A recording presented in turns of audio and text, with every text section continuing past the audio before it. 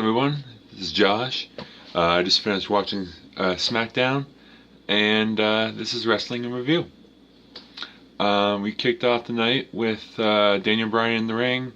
They played a video package of Kofi Kingston, just recapping the past couple of weeks, and just the feel-good moment of him with being in the Gauntlet match, being in the Elimination Chamber match. Just really getting over the crowd. And then not being able to sign the contract and getting replaced with Kevin Owens, and Daniel Bryan and Rowan in the ring laughing this up.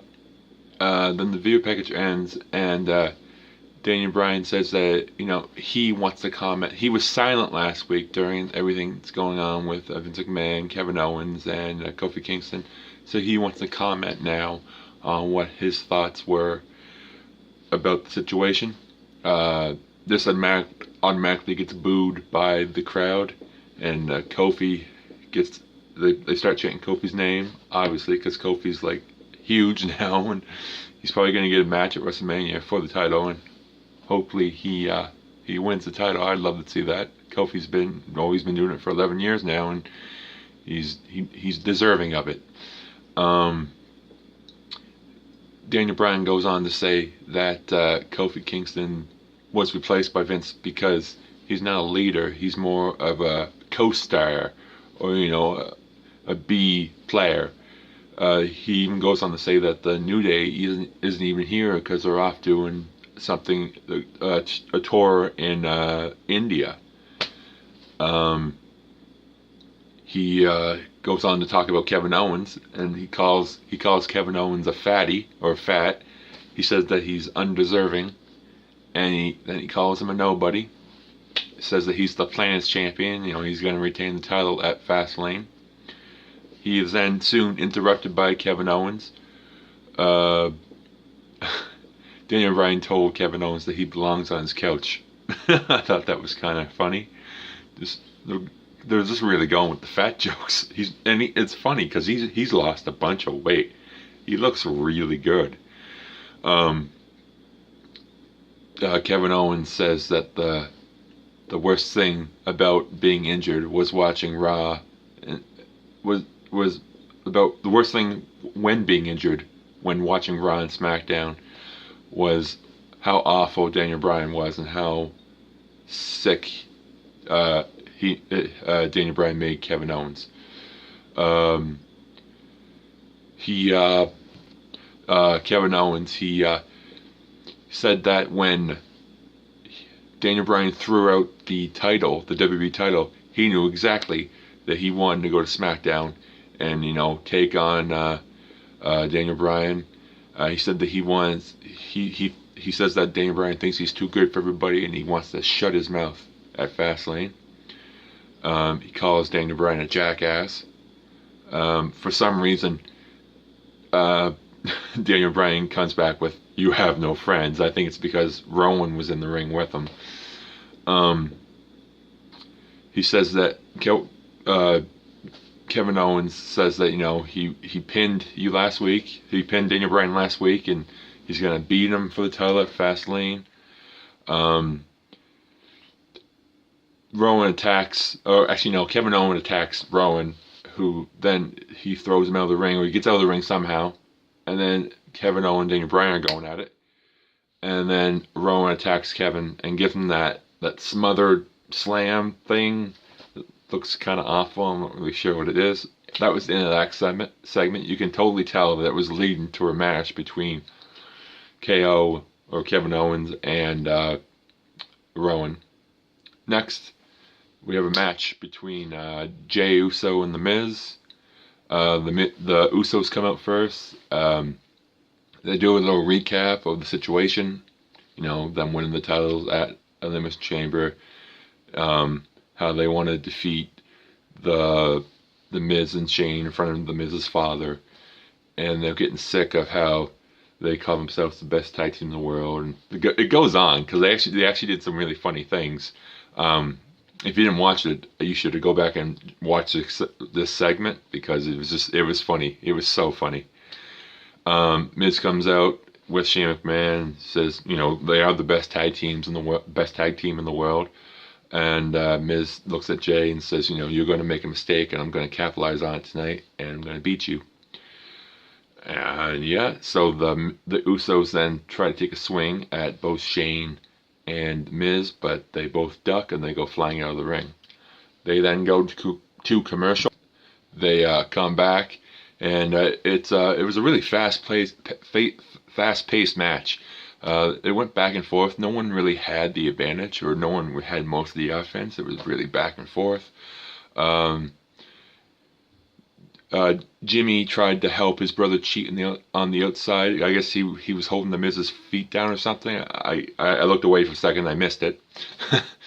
But then Shane attacked Jimmy, and that distracted Jay long enough for Miz to get the skull crushing finale and get the pin. 1, 2, 3, and he was there. A little bit of foreshadowing there. He was distracted. He took advantage of it. I give this whole thing about 2 stars. It wasn't like an epic match. It was just like an okay TV match. It didn't last very long at all, actually. Next, they have a backstage segment with Charlotte Flair. She invites Becky Lynch to SmackDown if she's man enough. And just to say that she says that she wants to have a friendly conversation. Next we have R-Truth in the ring. It's time for another U.S. Open challenge. But before someone could come out and accept the challenge, Lacey Evans walks out, and that's all I'm saying, because I don't even care about this anymore. It's ruined Lacey Evans for me. The challenge is first accepted by Samoa Joe. I say first because right after Samoa Joe, Rey Mysterio came down. He got involved. And then after Rey Mysterio came down, Andrade got involved. So it's going to be a fatal 4-way match for the U.S. title. This was by far the match of the night. It could be the match of the week. It could be the match of the month, really. It was a really good match. Everybody had their spots. This was really a two-part match. The first half was basically a Samoa Joe show. He was destroying everybody. He was doing dives to the outside of the ring. He hit Andrade with this sweet dive and knocked him into the announcer's table. It was just really, he kicked Andrade right straight in the head, and it looked really good. It looked super well. I hope he didn't get hurt on that, because it looked really good. And then soon after that, it switched, and it was like all the flippy stuff, and everybody's getting involved, and it wasn't just Samoa Joe. It was everybody's getting involved.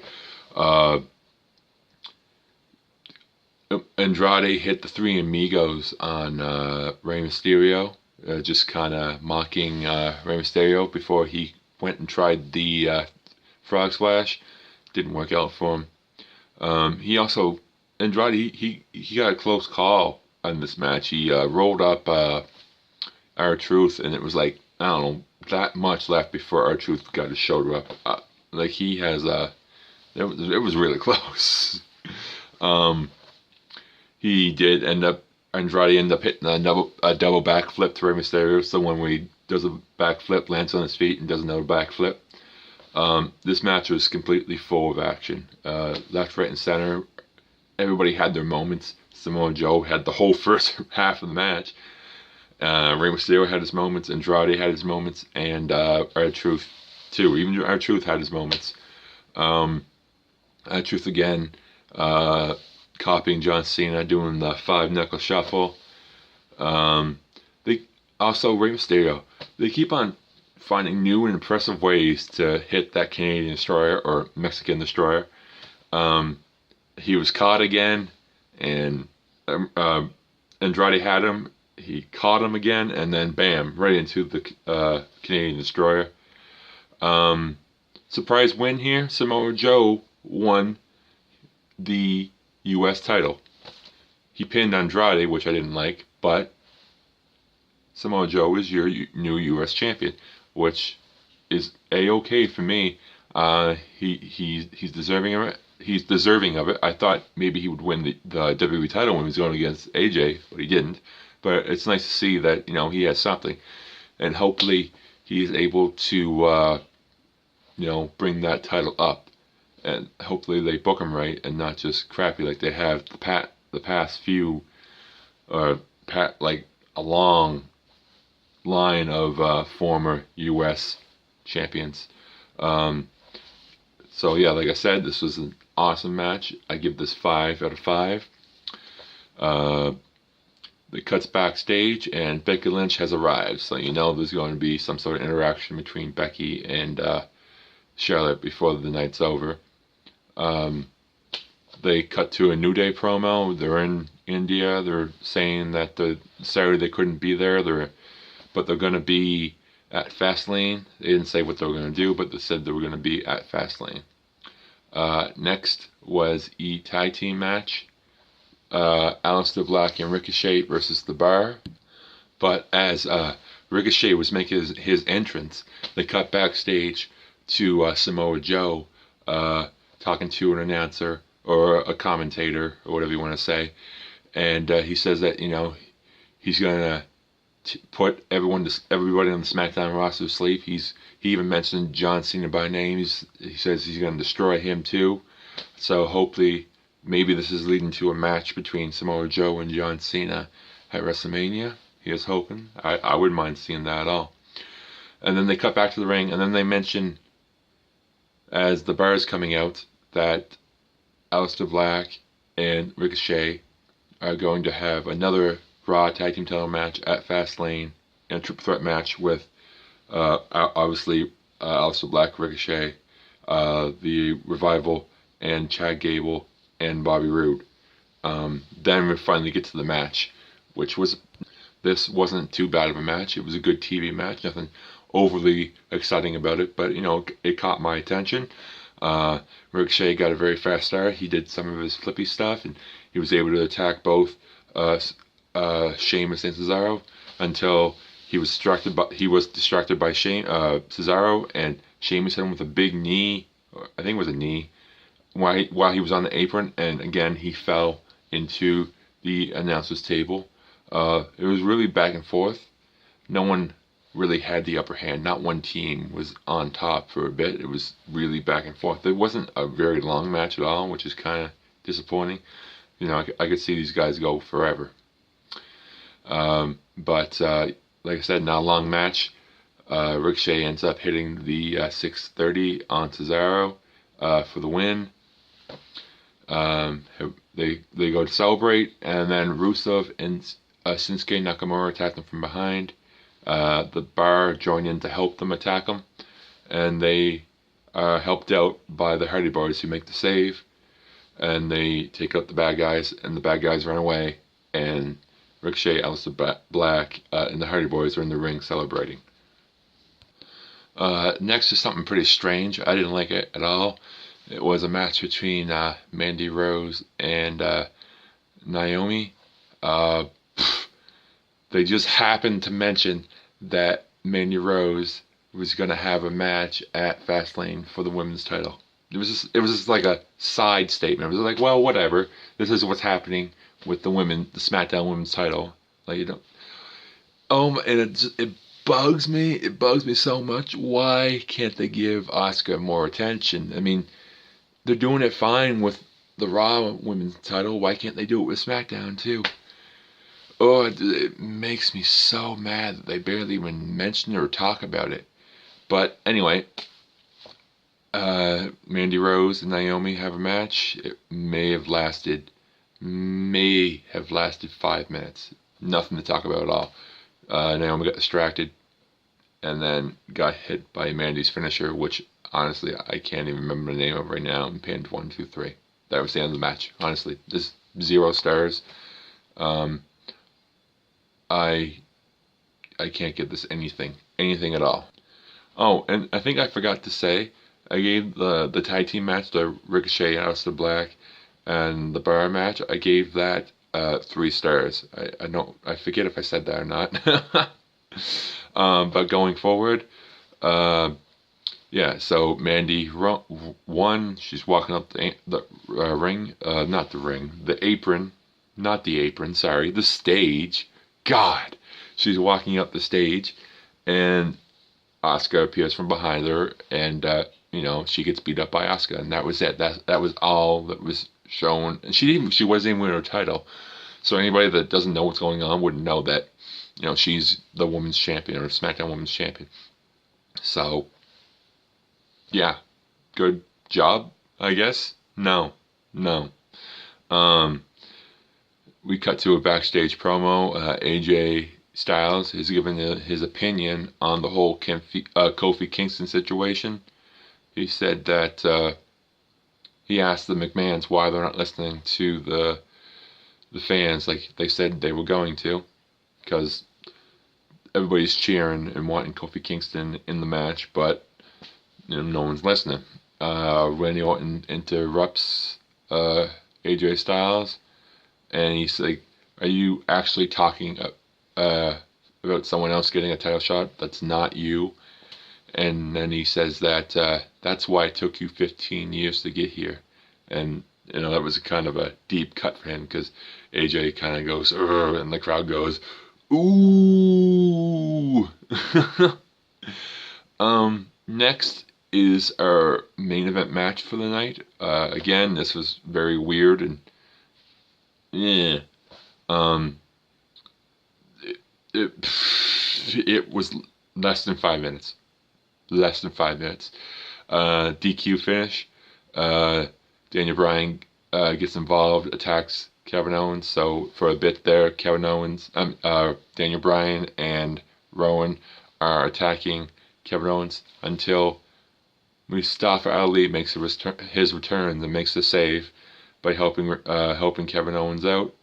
They're able to get the upper hand. Daniel Bryan eats a stunner from Kevin Owens, and then he gets saved by Rowan, and they run off.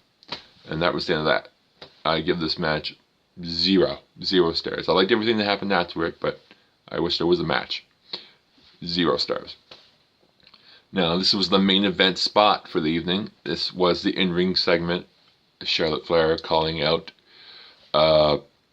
Becky Lynch. So Charlotte Flair came out, and she was like, how can we get Becky out here? And then she starts chanting, "Becky, Becky." And the fans start doing it. Becky Lynch music hits. She comes out, and she basically says that, "I'm in your head." Becky to Charlotte Flair. She even goes to say that she's in Ronda Rousey's head, and that's why she did what she did on Monday Night Raw when she attacked her. She wants to do, apparently, Ronda Rousey will do whatever she can not to fight Becky Lynch at WrestleMania. Becky goes on to say that she took Ronda's best shot, and she's still here, still standing. And she's then attacked very suddenly by Charlotte Flair, who attacks the leg.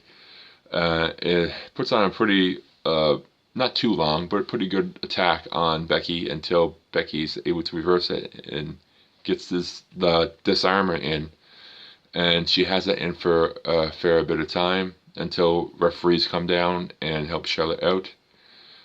Charlotte runs away, and SmackDown ends with Becky Lynch in the ring standing tall. Just like, hopefully she's going to stand tall at WrestleMania. Overall, it wasn't too bad of a show. It was a pretty good show. I'd like to hear what you guys think. Leave a comment. Subscribe. Like the video. You guys have a good night, okay?